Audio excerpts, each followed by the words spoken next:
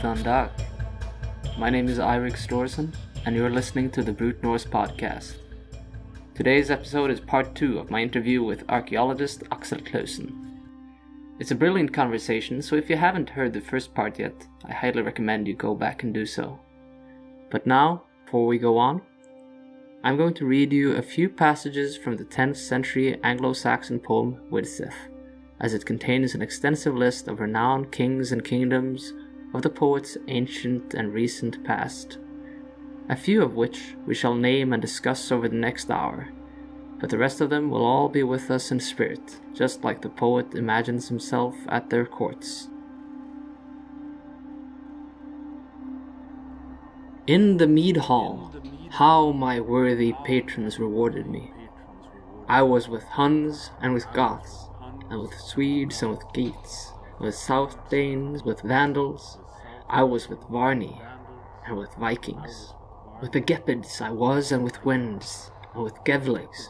With the Angles I was, and with Suebi, and with the Aenes, with the Saxons, and with Skigs, and with Suarines. With the Hrons I was, and with the Danes. And with Heathoremes, with Thuringians I was, and with the Thorns, and with Burgundians.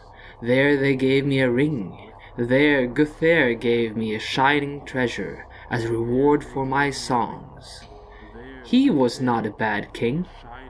With the Franks I was, and with Frisians, with Flumtings. With the Rugians I was, and with Gloms, and with Romans. I was in Italy too, with Alboin. Of all men he had, as I have heard, the readiest hand to do brave deeds, the most generous heart in giving out rings and shining torques, Auduin's son. The most generous heart in giving out rings and shining torques, Auduin's son. You know what kind of vibe I get from this poem? I think if you've heard the song Highwayman by the Highwaymen, I guess you'll know what I'm talking about. The feeling you have when there is a kinship between things that are not physically related to each other, at least, but there's a spiritual relationship, I guess. Like how the highwayman lives on, while this poet travels through space and time and visits the courts of ancient kingdoms and empires. The bastards hung me in the spring of 25, but I am still alive.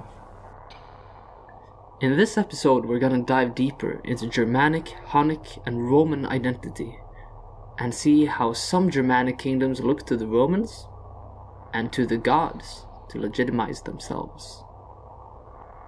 Other subjects we get into is Germanic animal styles and surrealist art, and runes and writing in a non-written storytelling culture, which was what the Germanic culture, or should I say cultures, originally was. Now, I kicked off the last episode with a brilliant track by the brilliant, weird, post-punk folk assembly called Imstammen. I'm gonna play another classic by the same band just because I can. This is where the old gods set root. This is the Langobards, Langobardene.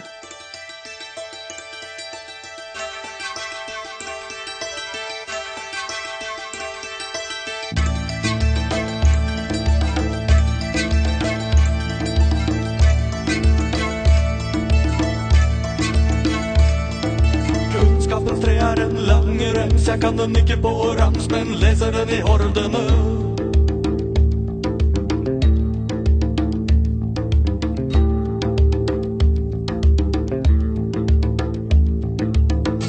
Jeg bare brokker og regler ikke alt til lov, men be til bordene.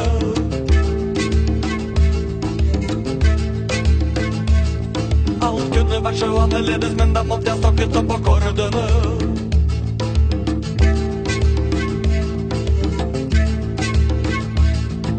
Jeg elsker elastikk som hud og rytmen min gjør meg til Gud blant lordene.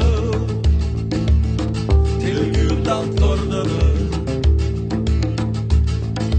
Kunnskapen Kunnskapens tre er som et sett med lover, ikke bare om liv, men særlig stormene.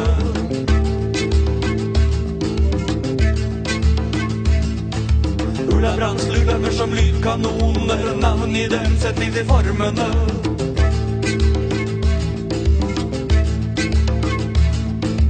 Kjennskapens vers er som en åpen bok, bare jeg og bare jeg kunne tyde skuldadråpene. Kjentmannens sti er som en synkeberve, hei, hvor ble det lang og bardene? Hva er de gamle gudene slår rot? Hva er de gamle gudene slår rot? Om det var her de bodde, hadde de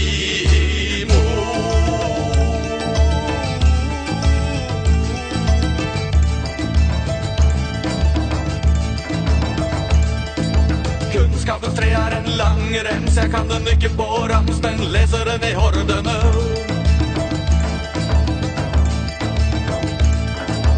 Selv kan jeg bare brokker og regler, ikke av til lov, men bedt i bordene.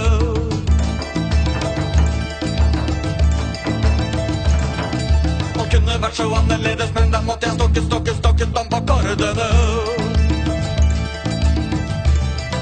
Jeg elsker elastikk som hud og rytmen min gjør meg til Gud blant lordene. Hva er de gamle gudene slår rot? Hva er de gamle gudene slår rot? Om det var her de bodde, hadde de imot.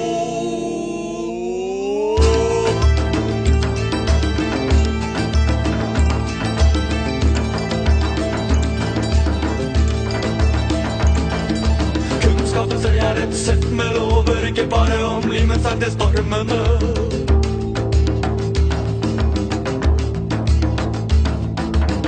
Brannsludlemmer som lydkanoner, navn i dem sett litt i formene.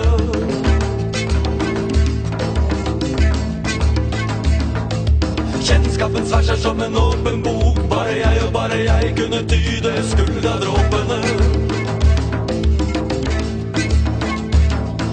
Kjentmannens sti er som en synkeverve, hei, hvor ble det lang og bardene? Hva er de gamle gudene slår rot? Hva er de gamle gudene slår rot? Om det var her de bodde, hadde de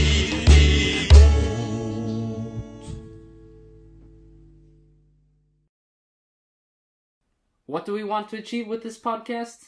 We want to show the world how great Scandinavia is, of course. Yeah. It's a womb of nations. Come on. The womb of nations. We are entirely biased. Keep that in mind for the duration of this podcast, that we are Scandinavian centrists. Above all. Second-rate scholars. Primarily, we are ethnocentric bastards. Drunks, too. Anyway. Conan, what is best in life? Another thing that happens, of course, towards the end of the Roman Empire is the emergence of the Huns, right? You can't skip that. No, they leave quite a footprint. Hoofprint, perhaps is better to say. In the wake of their march, or steady march, into what was, well, Eastern Europe at the time. Their trot into Eastern Europe. Their trot into Eastern Europe. And of course the Germanic kingdoms that was already established north and west of the Black Sea area, which of course is the Goths, most known as Goths. They soon realized they were basically staring down both arrowheads, but also lance heads, Hunnic lance heads, and of course feeling the hooves of the Huns. The Huns are interesting culturally because, well, first of all, they scared the shit out of the Roman Empire and did the same to many Germanic tribes, but also the Huns worked according to ways that the Germanic societies at the time could respect in an almost mafioso way, probably. There was a certain omerta there that they could enjoy to such a degree where you have actually Germanic tribes assimilating into the Hunnic horde, so to speak. Yeah, based on literary sources, of course. It's but also there are the whole problem with the Huns and archaeology. First and foremost, is very difficult to tell who's Hun. Yeah, in the they're first place. elusive. Well, what is a Hun in the first place? It seems that the Huns are just as much an idea almost. Yeah. In part, an idea also of modern antiquarianism. And Definitely. I mean, there's no doubt there was an entity that could be identified as the Huns.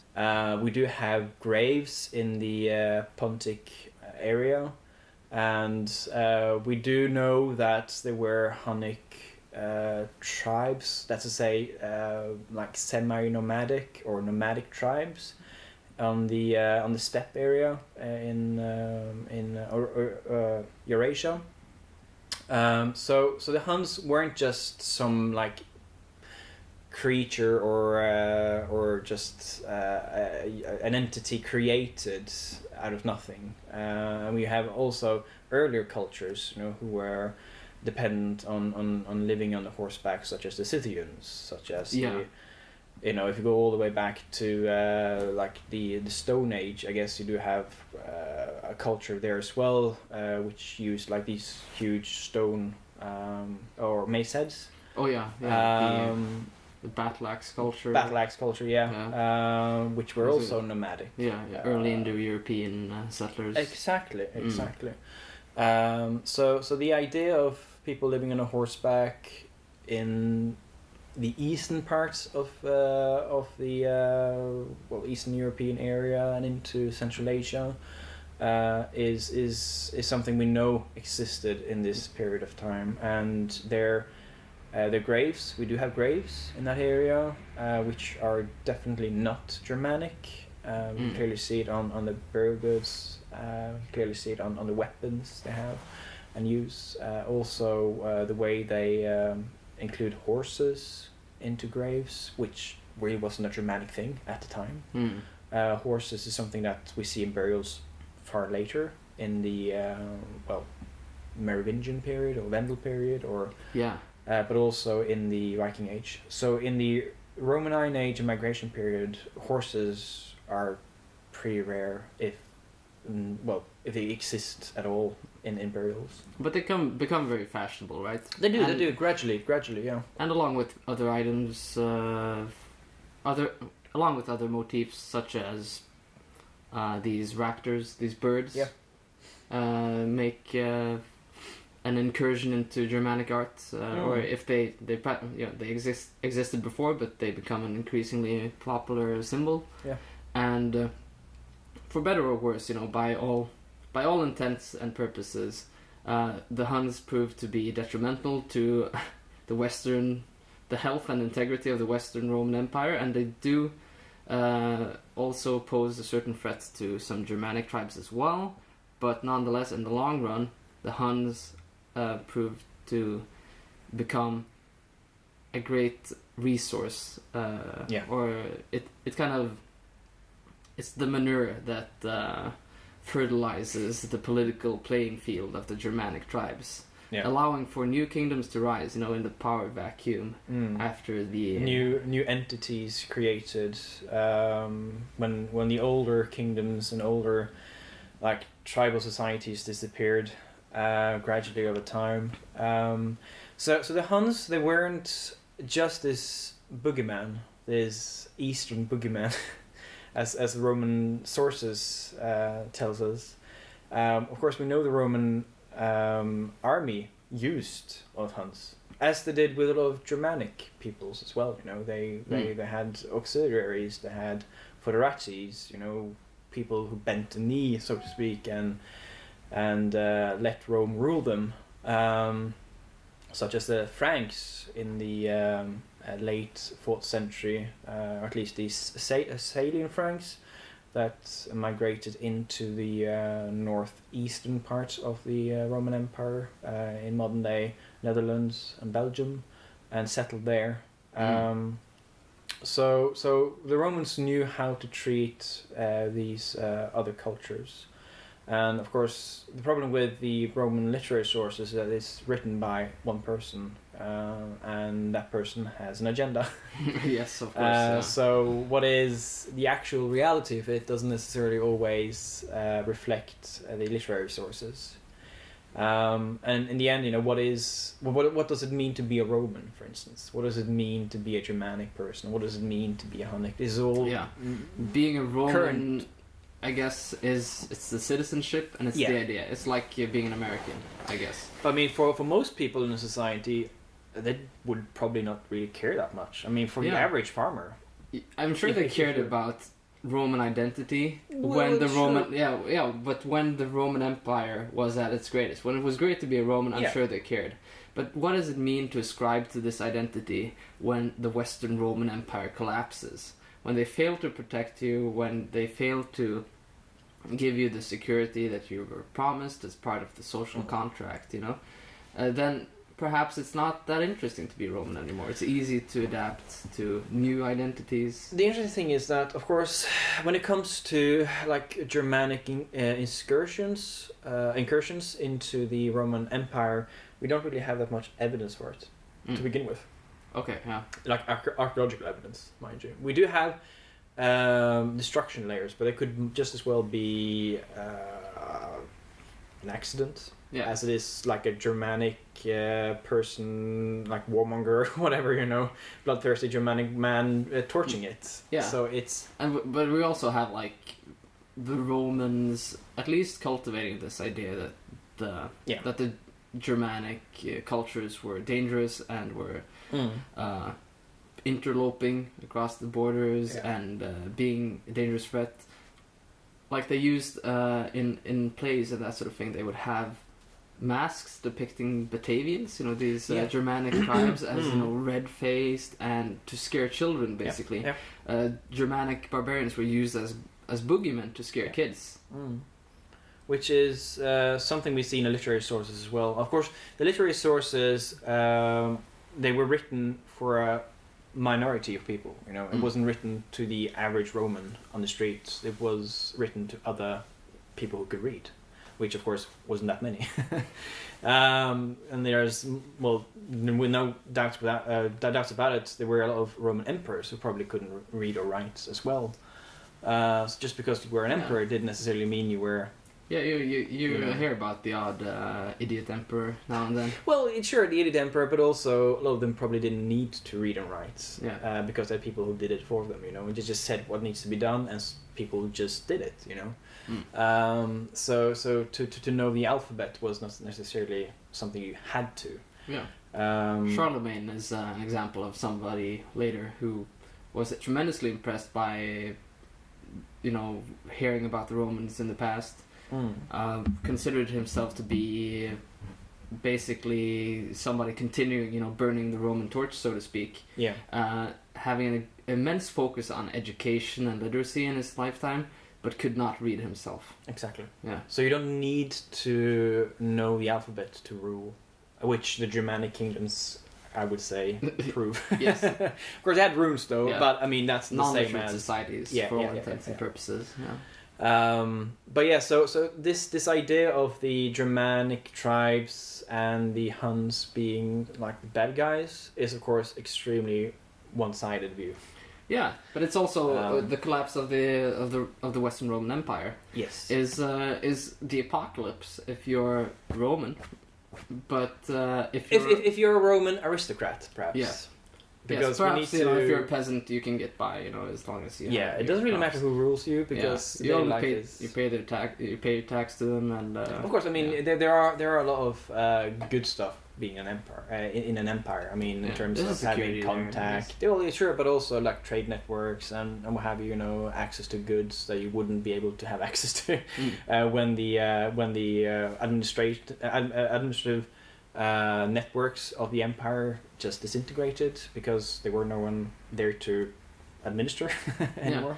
But okay. So it's the apocalypse if you're a patrician, elitist Roman living on the northern half of the Italian peninsula, and the entire empire crumbles all around you. Yeah. You know, then it's probably a crisis. But if you're the Lombard horseman settling into some poor governor's mansion after the collapse of the empire, this is paradise on earth, right? You know, this is and that's what happens. You know, eventually the empire collapses. When is the final, you know, blow of the Western Roman Empire? There's like lots of blows, but I mean the final blow. I mean, often the date is 476, but it's like that's just a historical date. It's not actually an archaeological if you had date. a coroner come in and So- surveyed the body of the Western Roman Empire, you would see like a million stab wounds. Yeah, it's riddled with holes, basically. They made Swiss cheese out of the empire. Yeah.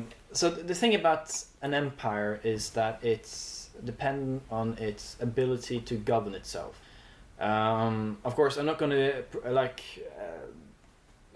how should I say? I'm not going to try to sound like I know everything there is to know about how to govern an empire, because frankly none of us does, and it's such a complicated bureaucracy. Yeah. Because that's what it is. It's a bureaucracy, you know. We're armchair emperors. Yeah, we're all exactly trying to like imagine and trying to talk for someone that is not able to talk for themselves. But when it comes to the archaeological evidence, anyways, I would say that the collapse of the Western Roman Empire is gradual, and it's a slow and steady disintegration. Yeah. It becomes harder to manage. It becomes harder to govern. Not necessarily because of the other peoples, that's to say, the enemy of Rome, but because the system slowly just gets too difficult to handle. And what we do see in like the provinces, especially like provincial governors, but also like local leaders, they have to depend more and more on recruiting their own armies, because the Roman army, as it was, which by the late Roman Empire was quite highly mobile, it had like troops who were moved from one side of the empire to the other side of the empire, you know. And it's an army, because we often tend to think that like in the late Roman Empire you have like the classical Roman, but it's not so. No. The Romans in late antiquity or in the late Roman Empire is quite different from their classical forebearers. Yeah, they were wearing pants and they They were basically much similar to the people on the other side of the Rhine and the other side of the Danube, and you know, so. And you have the Germanization of the Roman Empire, militarily speaking, where you have the all along the border you have a strong military presence, but gradually that military is more and more like the people on the other side. You're trying to defend and yourself that kind of against circles them. back to what we were talking about previously, arming the enemy. Yeah. Well, not necessarily the enemy, but yeah, you know what I mean. So what happens, of course, is through contact and exchange, is that the people who are on the other side of the receiving end, so to speak, do get the best of the deal. So in the sense that when Romans bought other leaders, it's the leaders who win the bargain. Of course, when it comes to the people who lived closest to the Romans, they often felt the sharp end of the stick. So to speak. Exactly. Yeah. So they are always the losers. So the Franks, of course, the Goths in the eastern part, but also the Alemanni. And you know, the Macromani and etc. They are the people who have to struggle with the unpredicted nature of the Romans and their emperors, because the emperors needed an enemy to fight to gain influence. And that goes with a lot of Roman emperors, both in the 1st, 2nd, 3rd, 4th, and 5th century. One that I kind of like is Julian the Apostate, in the mid 4th century, who, as an Augusti, as it was back then, because we had a system. It's not like the classical system. We had a Caesar on the top, you know, and you had an Augustus underneath, and he was an Augustus, so he didn't have like full control of the empire or anything. But his uncle did, mind you, and he was appointed Augustus because his uncle, well, according to the literary sources, killed off the rest of his family. So he was the only one left, so he had to kind of inherit the position because he couldn't trust anyone else. And one thing leads to another, and in the end, he himself becomes Caesar. But before doing so, he is like campaigning on the Rhine, and he does attack the Germanic side of the Rhine. Let's say the other side of the Rhine, the eastern half or eastern side. And he does so not just because it was he had to, because the soldiers needed to do something, but it's also a way of him gaining political influence, and that is very important in the Roman mindset. The more victories you have, the greater the victories you have, the more influence you get. I mean, it's like they're trading blows. Yeah. The Germanic kingdoms east of the Rhine, they need an enemy as well for their own gain, and the Romans need an enemy as well for their own gain.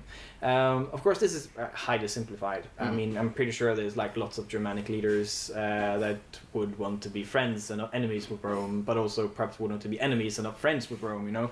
So that kind of goes. It depends upon the situation, depends upon the time, it depends upon like so many different variables one has to take into account. But it's complicated. It's really complicated. It's like a Facebook status. It's complicated.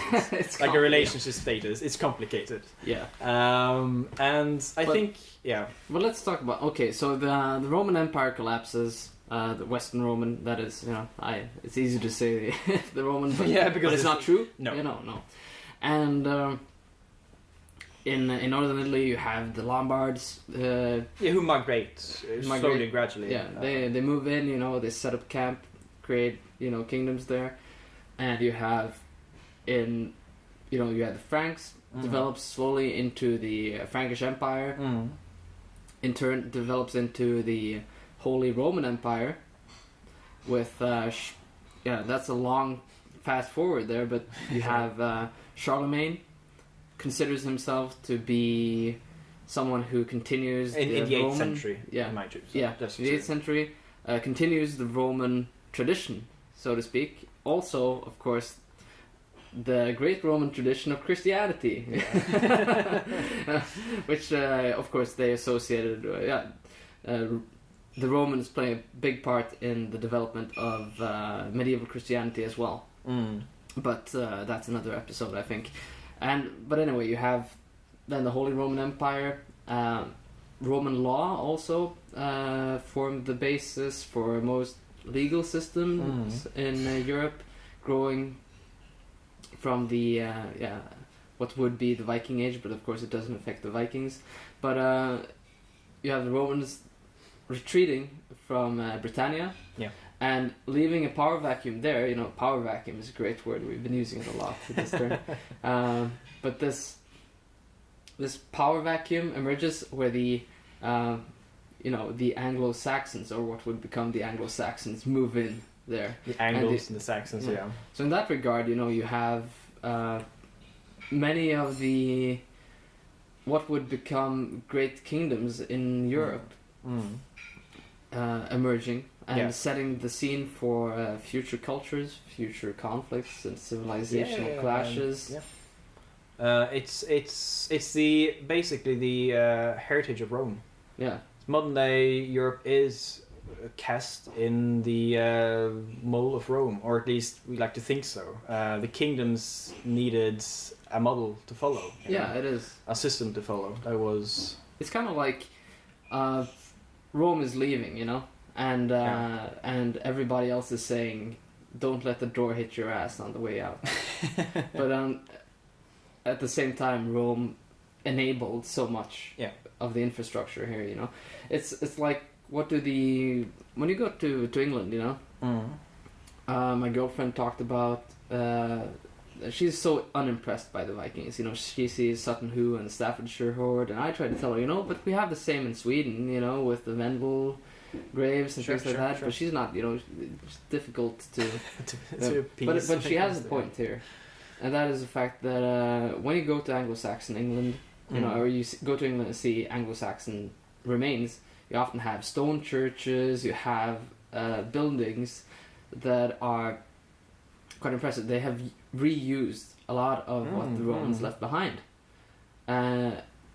These are things that a lot of these things are foreign to the the Saxons and the Angles Yeah. and the Jutes. They Sure. came from wattle and daub houses, long houses, that sort of thing. A tradition that is more closely to what we had in Scandinavia at the time, and the Anglo-Saxons very early on began to write Rome into their myth of origin. And that later on, when Christianity came to Scandinavia through England, people like Snorri does this. He does the same. He writes Scandinavian and Icelandic history into this Roman tradition. He says that our ancestors might have worshipped Odin and Thor and all of these, but Odin and Thor, they were Trojans. Yeah, exactly. They had the same origin as the Romans did. And the Anglo-Saxons said that we have the same origins as the Romans, which is Troy. So what Snorri is basically saying in Ynglinga Saga, and when they talk about the genealogies of Harald Fairhair, the national unifier of Norway, they're going back, to Odin, but then they write the genealogy from Odin back to Adam, right? Exactly. So they're saying that, okay, yeah, well, Odin was kind of like a bad apple here, but they couldn't, and that's the same with the Anglo-Saxons too. They can't disregard the pagan history because they would basically be saying that all our kings are bullshit before, and power doesn't change like that. No. It wants to tie itself into whatever it can at that point, but also keeping what it has. Yeah, I mean, the thing about the Angles, the Saxons that settled in Britain, or at least in England, but also the other Germanic kingdoms that would appear in the early Roman territories of the Western Roman Empire, they are basically also heavily influenced by Rome, to such an extent that calling them Romanized Germans isn't that far-fetched. I mean, I wouldn't say that they're Roman Germans or Germanic people. They're barbarians who want they have a taste for the good life. Yeah. And if anything, interestingly enough, they want to march in line. In a way, there are like a few Germanic persons, I guess you could say, in the Roman accounts that does have an agenda to maintain Rome, the glory of Rome, if you will. Yeah. Whatever that means. Just to maintain and keep the infrastructure, keep the administration going on, even after the essentially Roman influence over what would have been much of the western half of the Roman Empire has diminished by then. Yeah, speaking of Charlemagne, that's... Charlemagne, but also you have like Odoacer, in the late 5th century. He's often like portrayed as a bad guy, but if you actually kind of look closer to the sources, he's not that much of a villain as one would think. If anything, he wants to do as many of his other previous emperors did, which is keep things going, keep the show going. And it's often easy to judge by modern scholars, modern historians. Of course, we can't say for certain when it comes to anything in terms of what these people thought, what we're doing, etc., etc. So the kind of like how should I say, dystopian view of the Western Roman Empire collapsing, and it's just like a wasteland of culture, nothing exists, is often easy to imagine, when in fact it's quite the reality is quite different. It's quite a complicated process, and a lot of, as I already mentioned, ideas and influences is absorbed into these Germanic kingdoms and applied in everyday life by the aristocrats and by the aristocracy as a whole.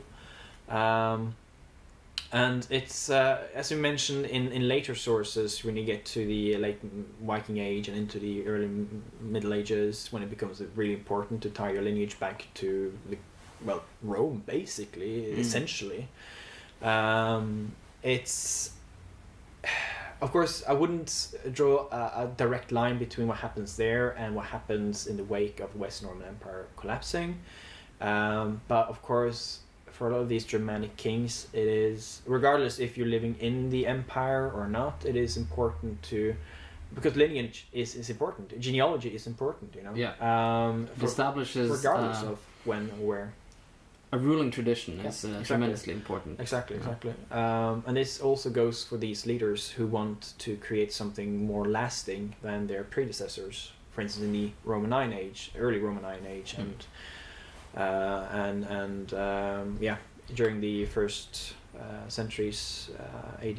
And you can understand why, you know, because before you establish such a tradition of rulership, you need to start from scratch. Yeah. Every generation. Every time somebody dies, you need, and there are probably benefits to that. If you're talking from, I guess, a libertarian would probably say that that's good, you know, because every new leader has, you know, all the leaders back then, they had what we call skin in the game. Yeah, I guess, yeah, you know? definitely. But you also you need to assert this and establish it every new generation. Yeah. Like when your father dies, other people go, fuck you, you know, I don't need to do business with you, and then you have to prove yourself in a sense. This actually, but this is exhausting if you're a ruler. You want to establish yourself in a tradition. You say that I have a right to rule because I follow this either this tradition, this political tradition, or this genetic tradition, whatever it is, you know.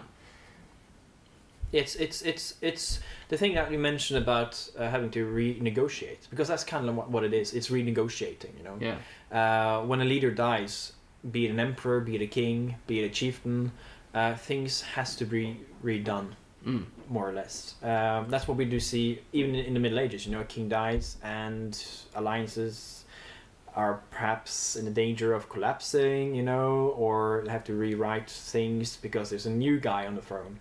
And this also goes for the Roman period, you know. The Roman emperors had to renegotiate when there was a new emperor with the Germanic kingdoms. Yeah, because it's a new guy. That makes, you know, it's hilariously ironic that the Roman Empire then forms the basis of what is essentially a royal tradition in Europe. You know, that goes all the way up. Like it is without the Roman Empire, there would be no these high medieval kingdoms, you know, with these chivalric states. All of that, this would not. And the symbolism wouldn't exist either. Like the crown is, technically speaking, descended from the diadem worn by the emperor, which of course has Eastern origins or Greek origins. But it's so ironic because the Romans hated monarchy. They hated, like when the Romans, when the Senate discussed, you know, what is the absolute worst thing, and it's like, well, it's monarchy. They go back to the earliest history of Rome, like the old, you know, legendary stuff, is, you know, when they had these kings, and they always look to that as the bad examples. That's a shit way to rule. The Romans thought. But we do see, of course, but it develops interestingly in the opposite direction eventually. It's a necessity and gives birth to during monarchy. During the imperial period, it's a necessity to rule. Because the empire becomes so big that you need to centralize this to one person. Yeah, because you need a charismatic leader who receives the sacrifices. Exactly. So it gets too complicated for an emperor to be governed just through the Senate. The Senate works.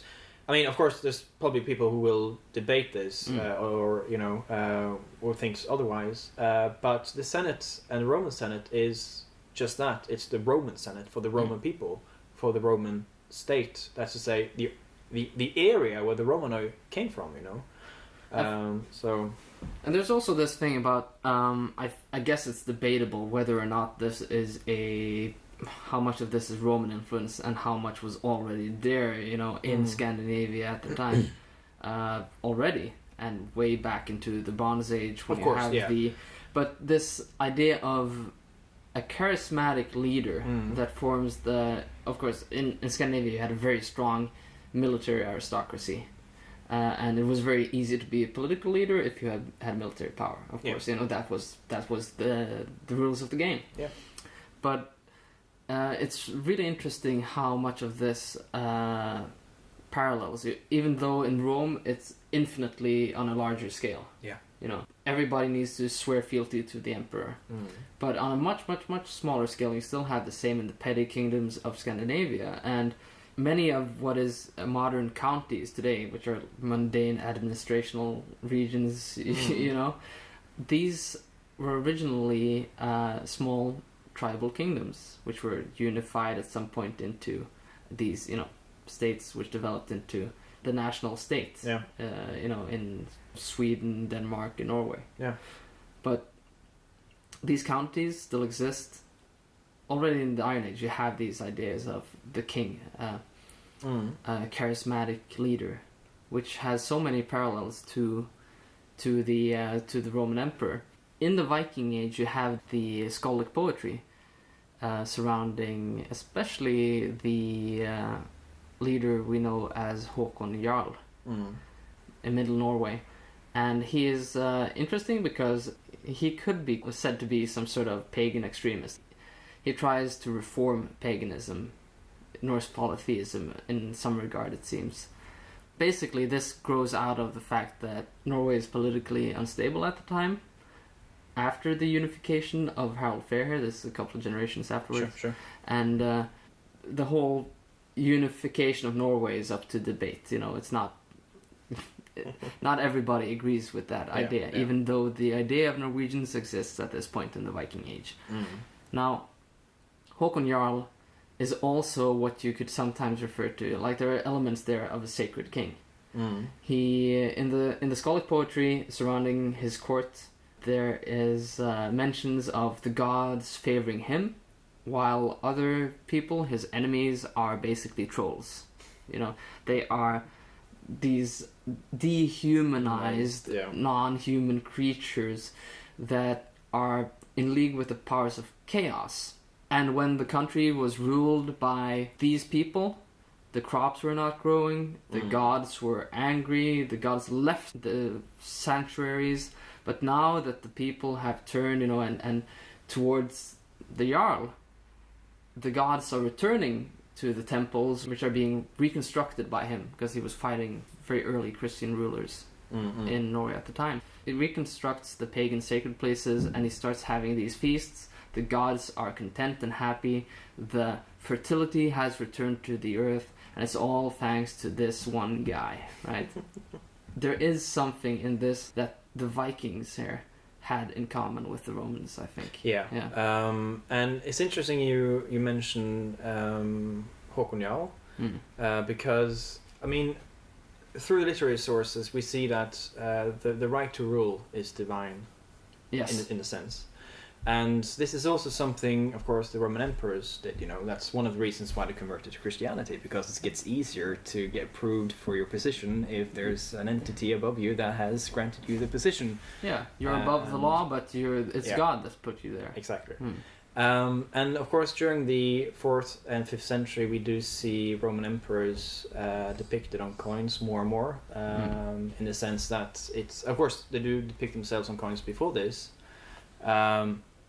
But the iconography on the coins are extremely interesting, because in Scandinavia at the same time we do see, but also in the Black Sea area. So it's not something we see purely in Scandinavia.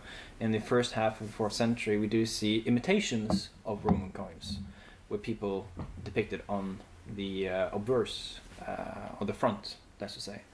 On the coin, and later on in the second half of the 4th century we start to see Germanic depictions, like direct copies of Roman coins with Germanic kings posing as the emperor, wearing the regalias of the emperor.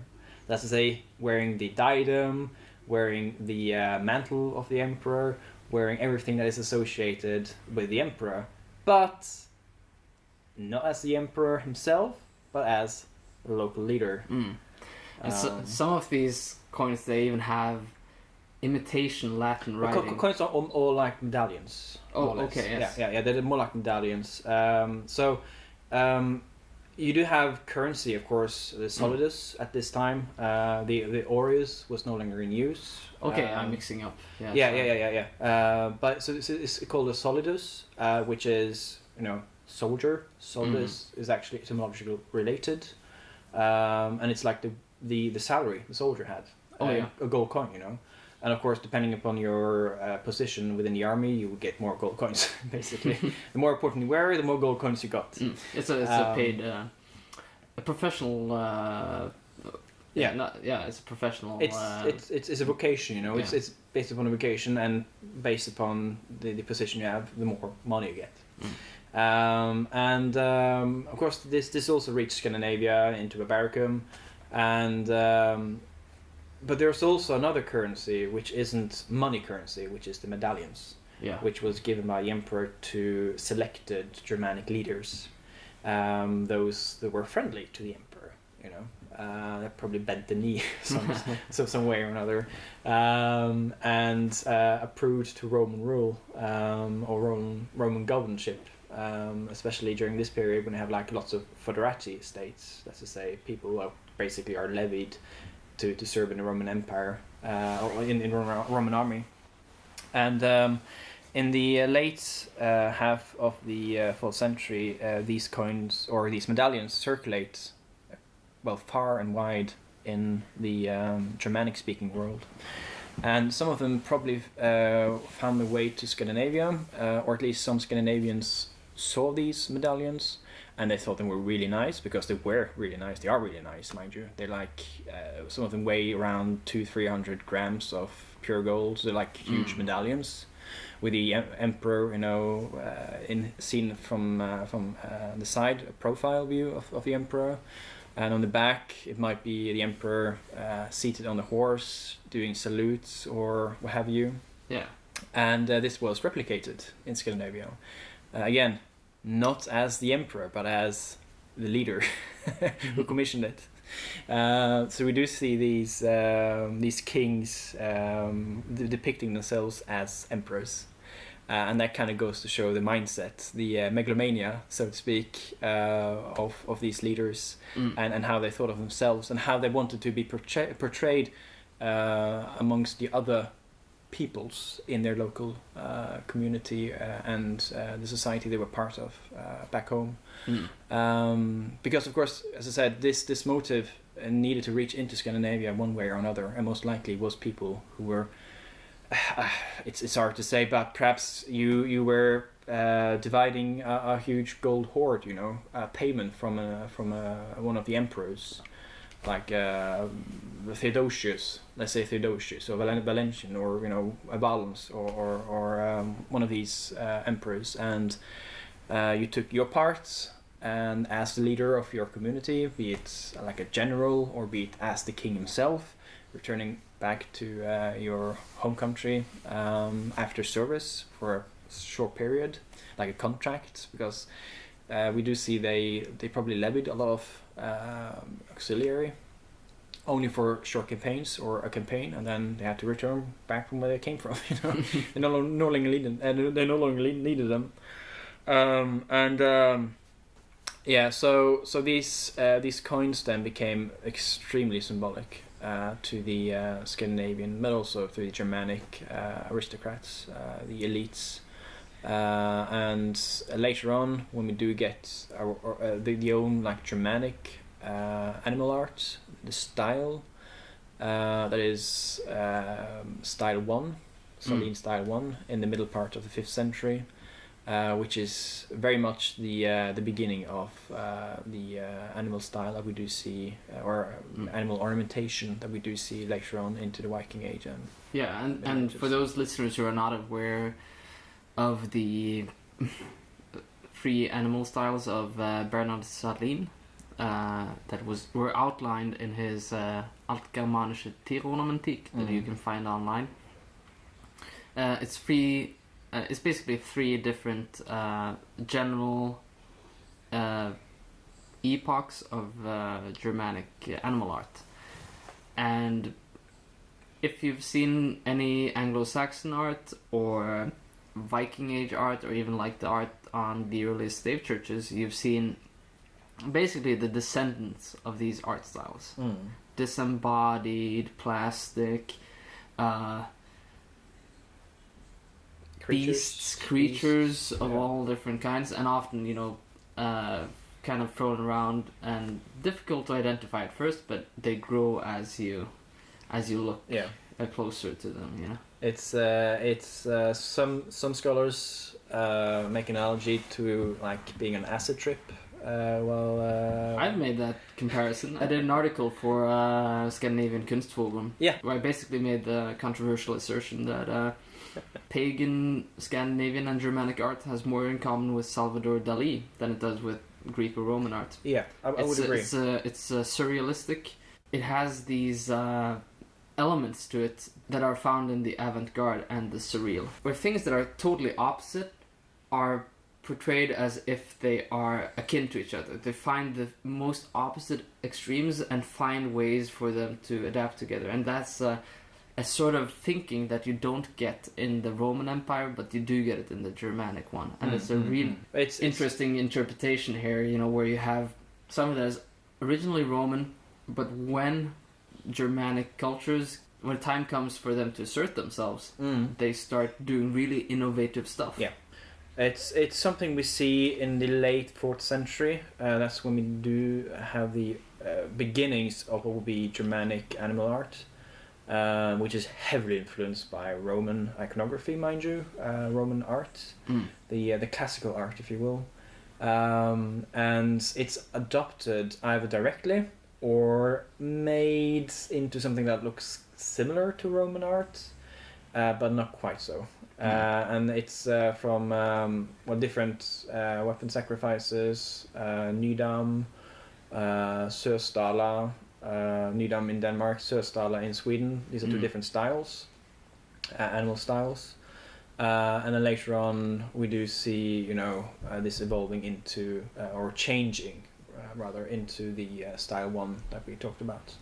But these two early styles, they are the beginnings. We do have depictions like metal decorations, decorated surfaces made by Germanic craftsmen in the early 4th century, in the 3rd century and 2nd century, but which are very much Germanic and depicting animals and humans and what have you, but not in this style that we do see in the late 4th and early 5th century, which incidentally is also when we do have the very emergence of the defined and more permanent kingdoms.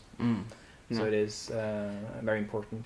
Previously in a different episode I talked about the runes and how they emerge here. It's basically a Roman imitation too. It is influenced both by Roman and Greek and Etruscan letters and things like that, but we see, in the migration period and things like that, we see these bracteates. I guess they first appear in the late Roman period, but... Yeah, I mean, in the beginning they are actually like imitations of Roman medallions, as I mentioned. But that's the origin of them. And we see here that sometimes they have imitation lettering that is obviously imitating, or it appears to be imitating Roman writing, but it's letters, not. Yeah. But it's not Roman writing. It's it's something that looks like the runes, but we're not sure if this is actually... It doesn't seem to have any parallels. Like, some of these symbols you can only find on one specific medallion, and it just seems that these are... It's the idea of having writing that is most important. It's asemic writing, they call it in the arts. Asemic writing is writing that doesn't have any sort of language content, but it's just visually striking. Yeah. It's a very fascinating thing, and this is... Asemic writing was apparently popular with these Germanic elites. Yeah. Runic writing too, it was prestigious to know how to write runes, but they didn't use it for any practical purpose. They used it for magic, they used it to show off different things, but they do not use it for practical purposes. No, it's not like in the Middle Ages where it's messages on like sticks. Yeah, in medieval Bergen they would write runic letters and send them to people. But this doesn't seem to exist in this period. This idea is totally foreign to these people. But it's based on Roman on Roman use of writing on items intended for display, I suppose. Monumental things, or also prestige items with inscriptions. It's interesting because writing in itself wasn't necessary in Scandinavia or in Barbaricum at all. No, it was an oral society. Yeah, and it had people who had served their roles. It might have been like people who were supposed to remember stuff and what have you. I guess you know more about this than I do. You had, in Scandinavia, in at least in the Viking Age, probably earlier as well, you have people whose designated role it is to, for example, remember the entire law. So you had assemblies at certain times of the year, or like once a year or something like that, and these persons would recite the entire law, from start to finish. And there are also people whose position it was to be keepers of tales, who remembered the old traditions, who had an overview of the oral culture and the legendary material that was the common heritage of their society. For instance, when the runic alphabet developed from the Elder Futhark, which is what most people think about when they think about the runes, when that developed into the shorter runic alphabet known as the Younger Futhark, this happened in the 8th century AD.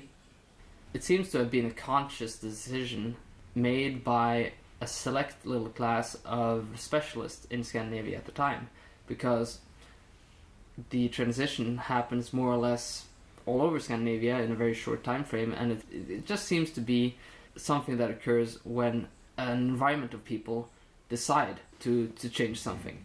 So they reformed the runes from the Elder Futhark to the Younger Futhark, so it was a scholarly class or something like that, preserving runic knowledge. And we know this in part because there's an intriguing inscription in Sweden called the Rökstone. It's the longest runic inscription, and it has both Younger and Elder Futhark on it, though it's an early version of Old Norse, the language itself. And it also has cipher runes, that is a runic code that is numerological in nature. And it also references Norse mythology, but also what would then be pretty ancient history.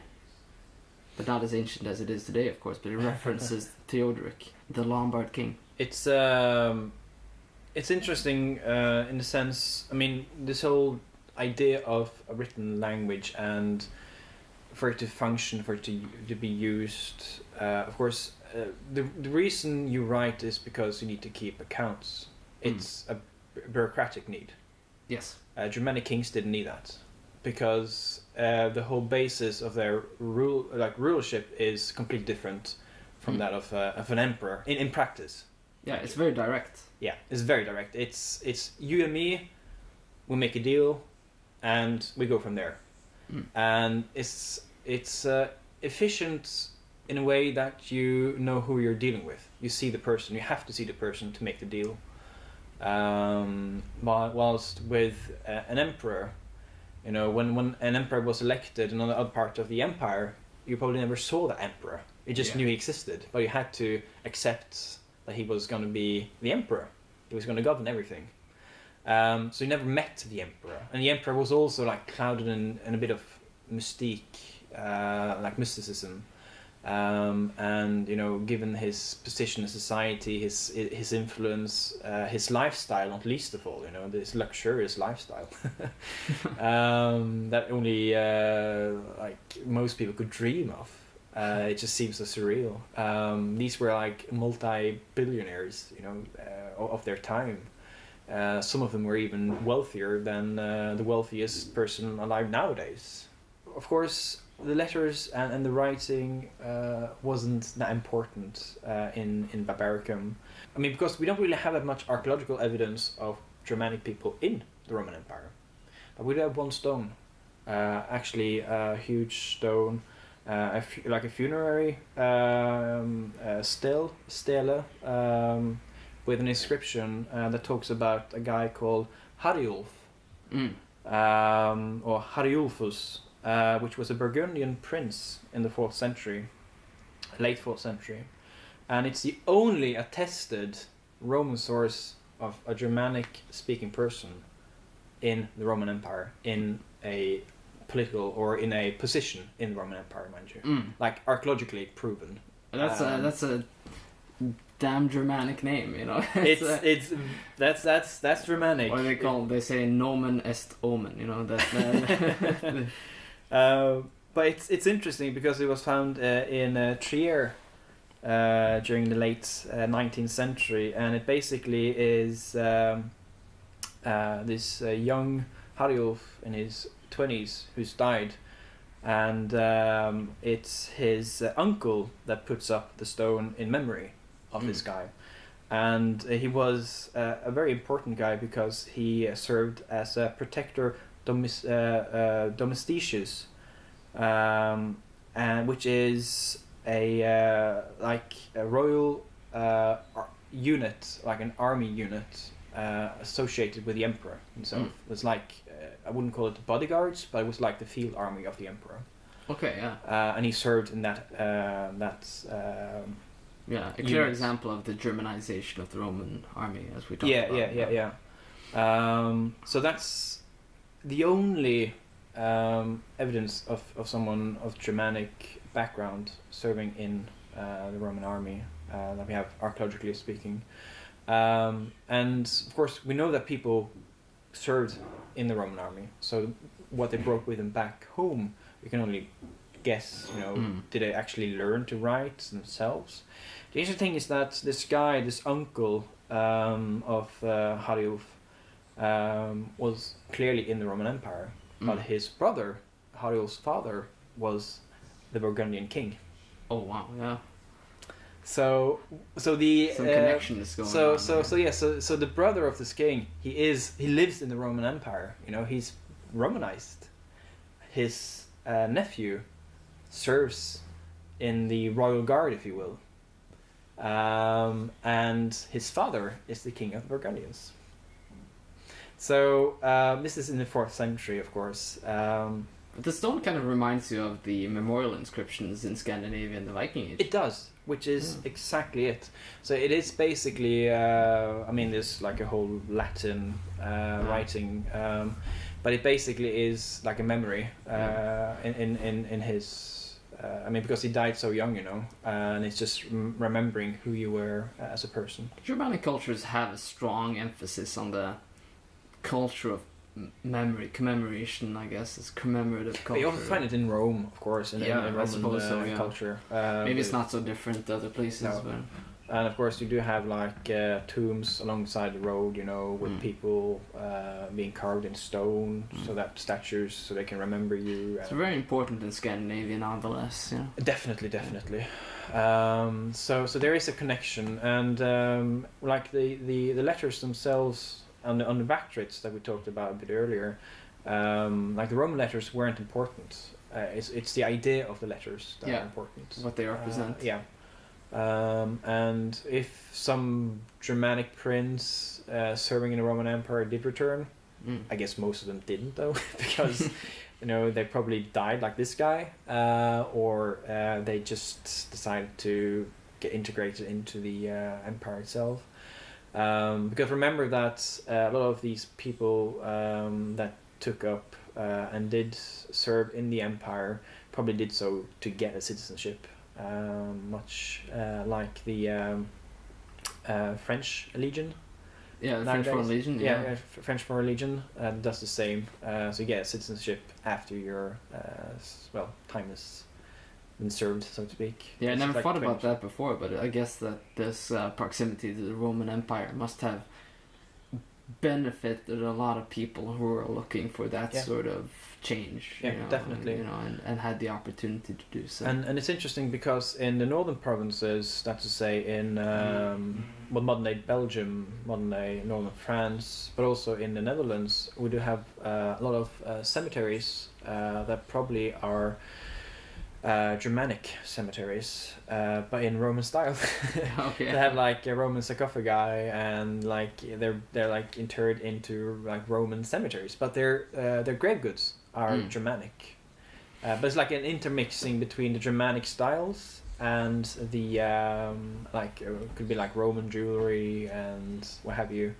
But like with Germanic women, they have like brooches on either side of the head, on the shoulders. Yeah. Which closes the dress they wore, which is the peplos. The peplos, yeah. Yeah, which is found in these graves. Yeah, but the peplos, even you can see that in Scandinavian fashion up in in the Merovingian period. Oh yeah. It has old roots all the way back to the pre-Roman Iron Age in Scandinavia. Wow, there's a lot of stuff to talk about here, fashion, and the development of the posh elites in Scandinavia. But we're gonna have to wrap it up. Freaking hell! So thank you very much, Aksel. And do you have any last words? I would just like to thank you for inviting me onto your podcast. As a listener as well, drink and be merry. Thank you for listening to this episode of the Brute Norse podcast. Feel free to subscribe, share, or pledge your support at patreon.com/Brute Norse. My supporters always get to hear the podcast before anybody else, and there's also some special outtakes and other tidbits. If not, you can support me by telling your friends or grandma or whatever, and rating the podcast on iTunes. Anyway, this is all I got for you this round, so have a great day.